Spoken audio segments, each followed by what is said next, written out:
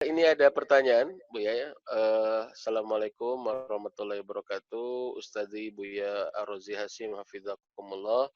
Apakah di dalam bersahadat disyaratkan ikrar di depan halayak?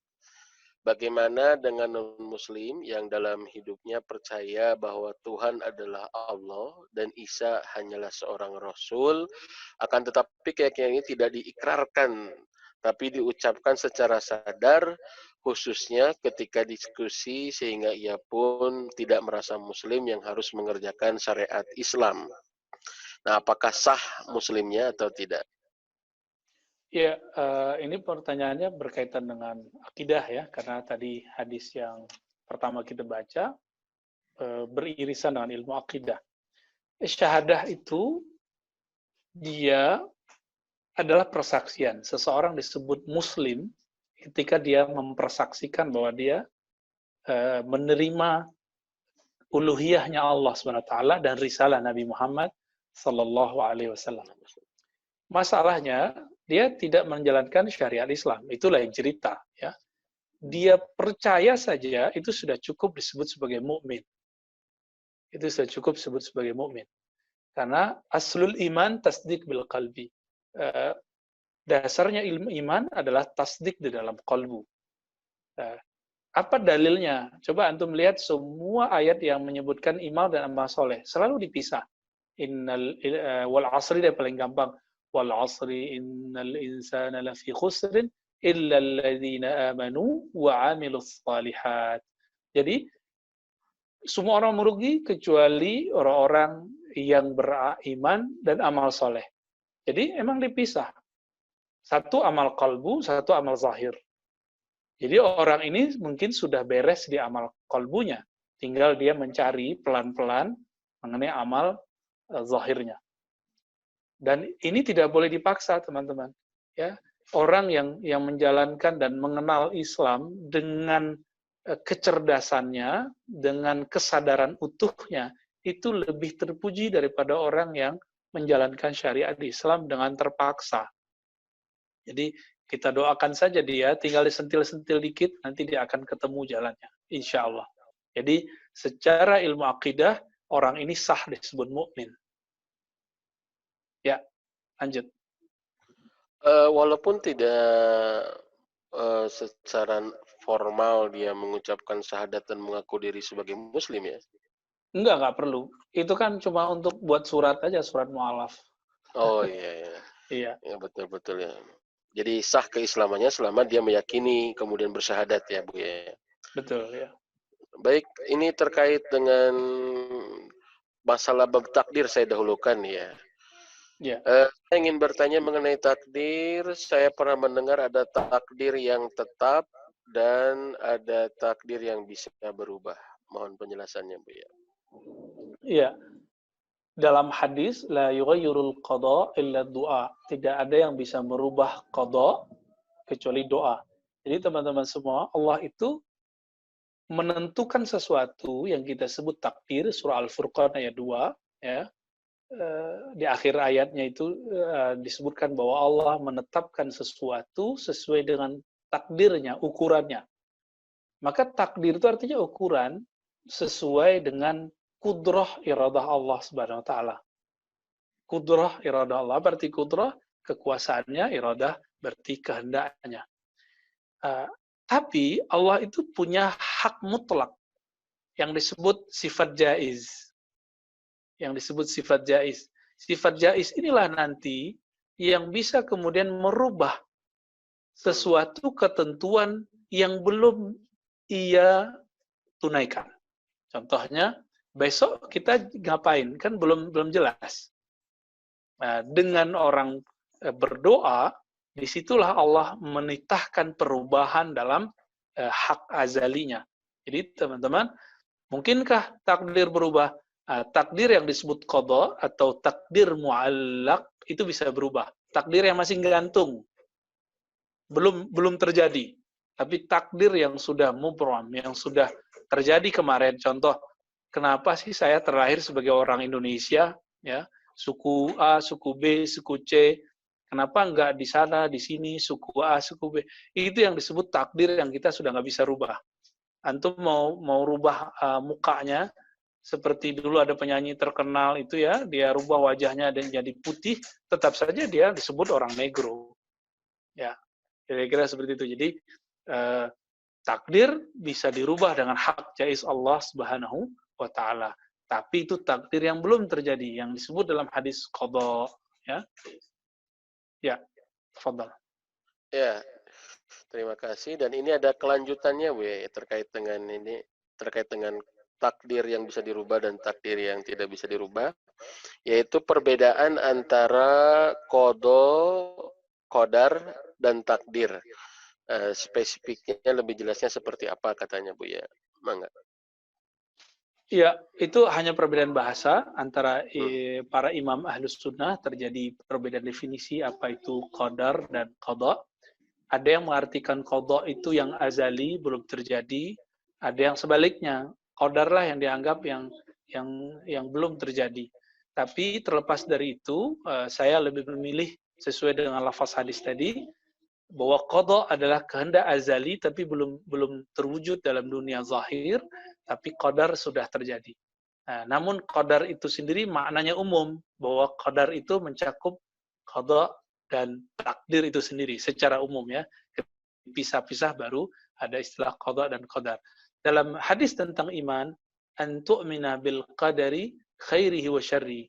Tidak disebutkan di situ qadha. Nah, berarti qadar di situ mencakup makna qadha. Engkau percaya terhadap takdir baik dan buruk. Nah, maka takdir di situ termasuk di dalamnya makna qadha. Gitu, ya. Jadi kalau istilah takdir lebih ke qadar gitu ya? Iya, lebih kalau dalam bahasa Indonesia kita lebih identik mengatakan itu. Cuma belakangan orang kalau nyebut takdir itu juga bercampur. Kehendak Allah yang belum terjadi, oh nanti takdir kita apa? Berarti dia menyebut qadha sebenarnya. Jadi ini perbedaan bahasa memang rumit antara ulama Baghdad saja sudah beda dengan ulama Hijaz. Ulama Baghdad sudah beda dengan ulama Uzbek ya, Maturidiyah itu sudah beda dengan Imam Asy'ari. Ya. Masya Allah ya. Baik, Buya, terima kasih. Dan ini ada pertanyaan yang bagus juga terkait dengan makna ubuduni, yaitu adalah tentang makrifat ya, bahwa yang disebut dengan ibadah itu makrifat. Ya, ibadah kepada Allah adalah makrifat kepada Allah, dan pertanyaannya adalah bagaimana cara kita bisa mengenal Allah. Cara kita mengenal Allah dan apa tandanya bahwa kita sudah mengenal Allah. Terima kasih, Bu ya. Ini luar biasa nih, penting banget nih.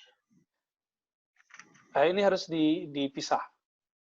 Hak kita sebagai hamba yang lemah ini, tapi kita dikasih perangkat yang disebut kolbu. Kolbu ini punya channelnya dua. Satu ke alam batin, aksesnya ke ruh, bernama rasa. Zauq. Ya. Rasa ada di situ. Lalu ada yang dia berkaitan dengan sesuatu yang kritis, analog, disebut fikr, ya, akal.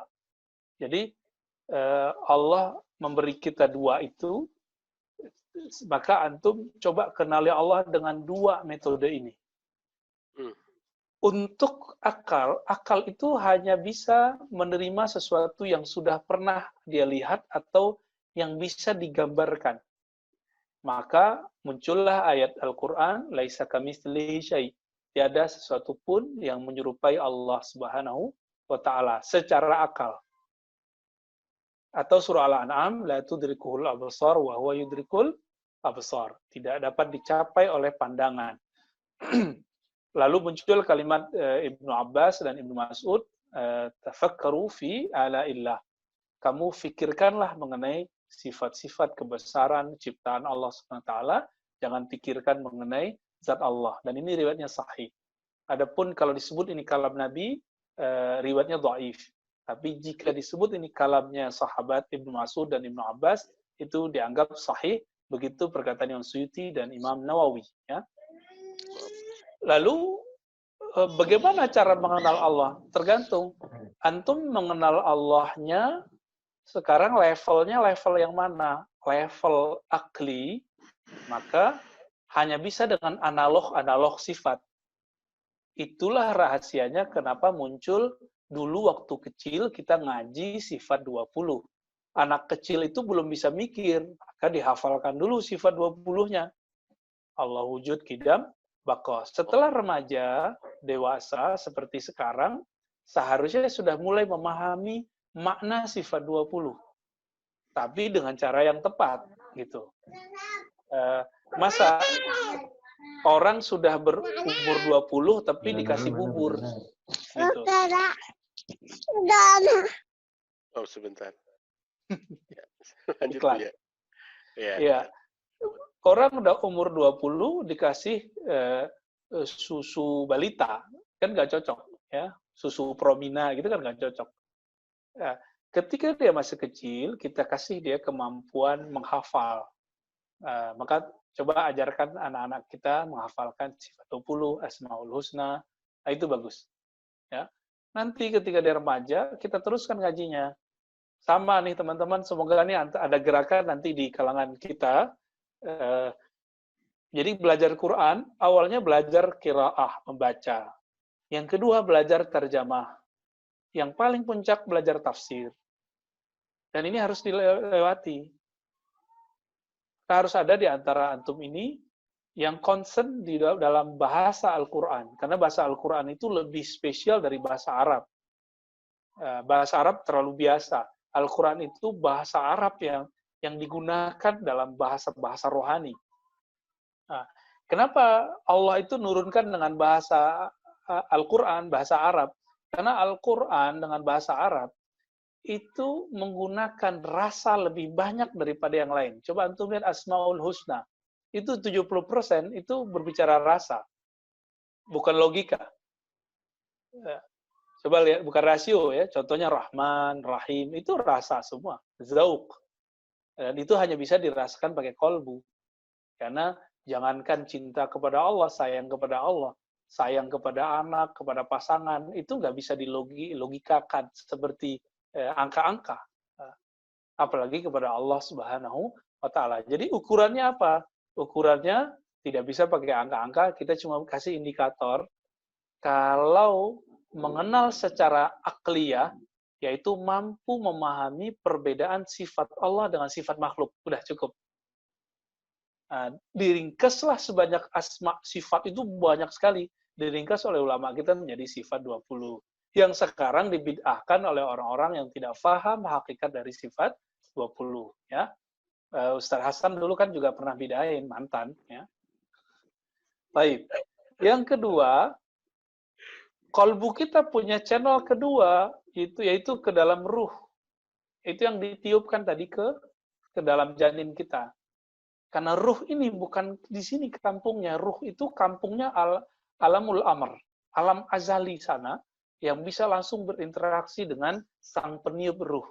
Yaitu Allah Subhanahu wa Ta'ala. Rasa ada di situ, teman-teman. Nah, inilah yang kelebihan ahli-ahli kolbu. Inilah yang kemudian orang-orang ingin hancurkan ilmunya dengan menghancurkan nama dan tokoh-tokohnya. Apa nama dari ilmu ini? Namanya ilmu tasawuf. Dulu Salahuddin Al-Ayyubi berhasil mengalahkan perang salib itu karena beliau berguru tasawuf kepada Quthaib Al-Ban. Sekarang ilmu ini mau diberanguskan oleh mereka dan dianggap orang yang belajar tasawuf belajar kesesatan. Makanya pada takut jihad, ya. Takut ditinggal jamaah, ya. Takut dikurangi tunjangannya. Salahuddin nggak takut. Kenapa? Dia hanya takut kepada Allah Subhanahu wa Ta'ala. Innama yakhshallaha min ibadihil ulama. Maka sisi ulama ada dalam dirinya karena dia hanya takut kepada Allah Subhanahu wa Ta'ala. Siapa gurunya? Quthaib Al-Ban. Teman-teman, Al-Fatih, Muhammad Al-Fatih. Orang banyak di luar sana cerita tentang khilafah. Tapi mereka lupa, Al-Fatih itu punya masalah besar saat itu. Karena Turki menghilangkan sistem putra mahkota. Dianggap semua orang bisa menjadi sultan atau jadi khalifah. Itu yang jadi perang pertama kali yang dihadapi Muhammad Al-Fatih adalah menghadapi saudara-saudaranya sendiri. Baru kemudian menghadapi kufar, ya, orang-orang kafir. Siapa Masya yang Allah. membimbing beliau untuk bisa menyelesaikan itu? Itu seorang sufi yang ahli kolbu tadi. Yang ahli kolbu, kolbunya punya ruhani, punya rasa. Nah, inilah indikator seseorang sudah mengenal Allah dengan ruhaninya. Nah, kalau kebanyakan kita mengenal Allah dengan akalnya, teman-teman, akal ini suatu saat akan hilang. Orang marah aja hilang akalnya, ya kan? Orang marah hilang akalnya, orang susah hilang akalnya, orang sakit nanti hilang akalnya. Saya menyaksikan banyak ustadz, banyak dai, ketika dia sakit keras, akal sehatnya hilang, dia datang ke dukun. Kenapa? Karena akal itu akan terjepit dengan masalah-masalah fisik, masalah-masalah dompet, masalah-masalah syahwat, semua itu akal akan terjepit. Tapi rohani tidak akan pernah terjepit oleh apapun. Inilah yang dibahasakan tadi dalam hadis Ibnu Mas'ud. Ya, Allah tetapkan 4 hal di dalam ruh itu. Nah, jika kita membiarkan ruh ini tidak bisa mengakses ma'rifat rasa itu kepada Allah, apa yang terjadi? Saya khawatir itu yang disebut su'ul khatimah. Karena orang nanti meninggal, sakitnya bukan main. Orang meninggal itu nggak pakai kecerdasan lagi. Teman-teman Nggak yang pakai sudah akal lagi ya. menyaksikan, nggak pakai akal lagi. Orang-orang yang meninggal itu semuanya pakai rasa. Nggak usah jauh-jauh, antum sakit aja udah rasanya udah bapernya tinggi. Ya, apalagi yang punya pasangan, atau yang masih muda, punya orang tua, kurang diperhatiin dikit, itu bapernya bukan main. Itu kalau orang sakit. Apalagi nanti sakaratul maut yang sakitnya Allahu Akbar. beribu-ribu kali lipat. Jadi mumpung teman-teman kita belum sampai di tahapan itu, coba sekarang dicari ilmu ma'rifat zauq itu. Merasakan Allah yang ada. Kalau akal, menetapkan percaya Allah ada. Kalau zauq di kalbu, merasakan dia ada. Gitu. Ada kalimat Allah wujud kidam baqa mukhalafatuhu lil hawadis. Qiyamuhu binafsihi. Maka ketika sampai misalnya di qiyamuhu binafsihi, aku tidak pernah bisa bergantung kecuali kepadanya. Nah, itu dirasakan, ada rasanya nanti. Sampai nanti ke sifat hayyu, qayyum, ya. Allah maha hidup, kita bersumber dari situ.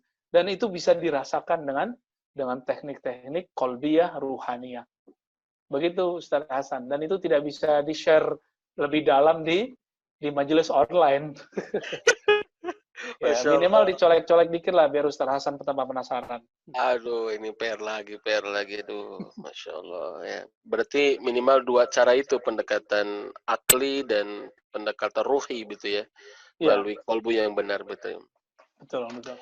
Aduh, ini berarti ini ada ilmu turunannya Bu ya, yang harus dibahas lagi kayaknya nih, Masya Allah.